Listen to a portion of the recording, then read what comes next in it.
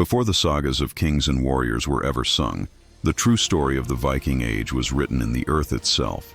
It wasn't a story of glorious battles for distant shores, but one of brutal, unrelenting survival.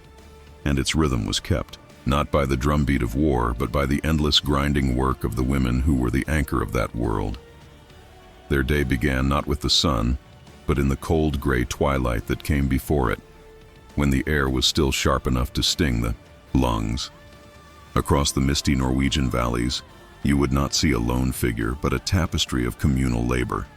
Women, their bodies made strong and stout, not by training for war, but by a lifetime of physical toil, leaned their full weight into heavy wooden plows, their bare feet finding purchase in the dark, damp soil.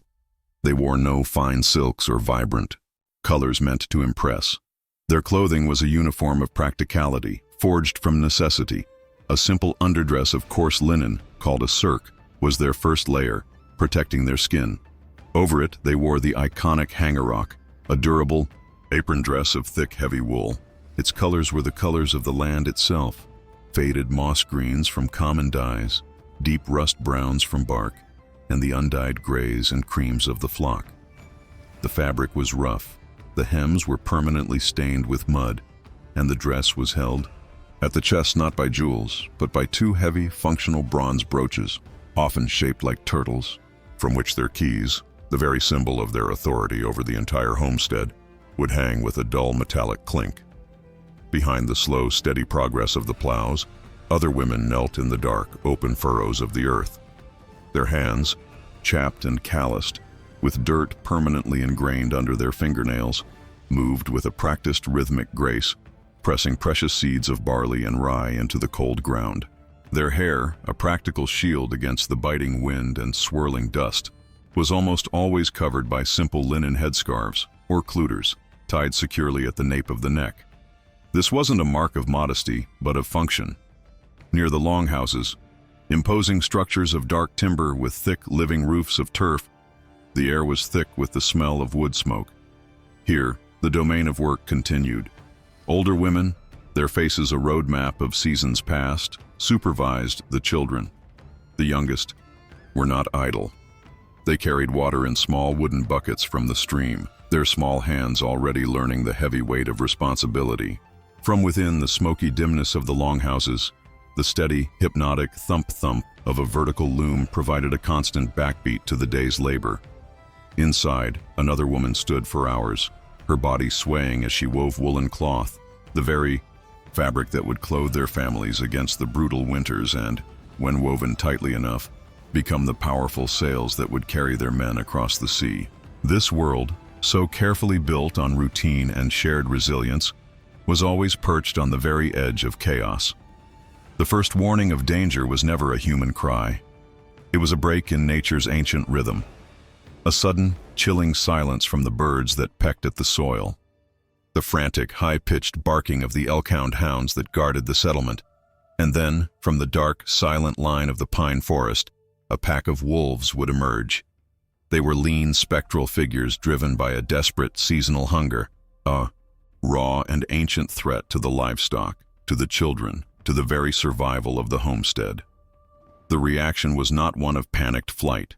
It was instant, organized, and fierce.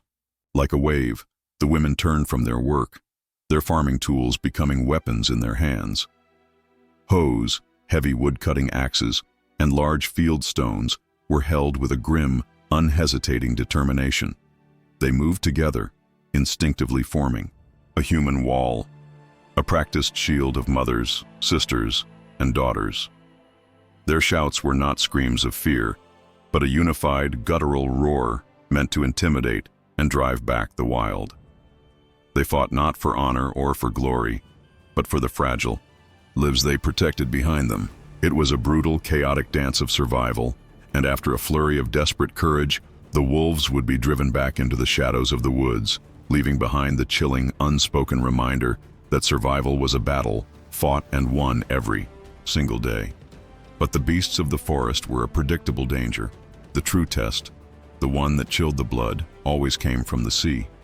A messenger, often a boy from a neighboring homestead, would stumble into their midst, his body trembling with exhaustion, his face pale with terror, gasping a single dreaded word: raiders. Strange ships, their prows lacking the familiar. Protective dragon heads of their own clan had been sighted in the next fjord. This was a different kind of fear. This wasn't a fight against the simple hunger of an animal, but against the complex, cruel greed of men. That night, as a storm raged as if summoned by the gods themselves to witness the coming struggle, the women transformed their home into a fortress.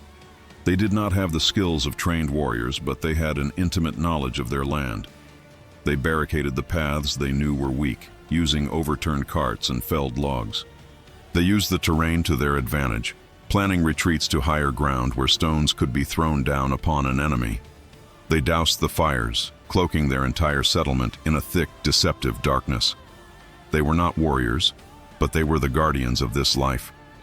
They knew every rock, every treacherous patch of mud, every tree that could offer cover. The attack came with the lashing rain under the cover of the howling wind. The raiders, soaked and grim, came expecting easy plunder. They expected to find a soft target, a village of helpless women and children. They found a wall of pure fury. The fight was not a clean clash of shining swords seen in the sagas. It was a desperate, ugly struggle in the mud and the suffocating dark. It was the sharp, surprising point of a hunting spear driven by a mother's primal strength. It was the brutal, skull-crushing impact of a heavy rock dropped from a turf roof. It was the fierce, terrifying cry of women who had absolutely everything to lose and who stubbornly refused to lose it. They were outnumbered. They were outmatched in arms and armor. And slowly, inevitably, their line of defense, fueled by sheer adrenaline and courage, began to wane. Just as their strength was about to break, just as despair began to set in, a new sound cut through the chaos of the storm. It was a sound deeper and more powerful than thunder, the long, resonant call of a Viking war horn. It was a sound they knew in their very bones. A flash of lightning, splitting the sky, illuminated the fjord, and there it was, the sight of their own longships, their iconic dragon-head prows cutting through the waves, returning from the sea.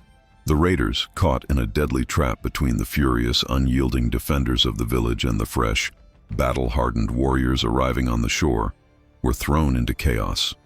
The tide of the battle turned in a single, heart-stopping instant.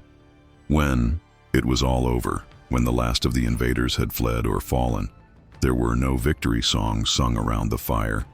There was only the work. The work always remained.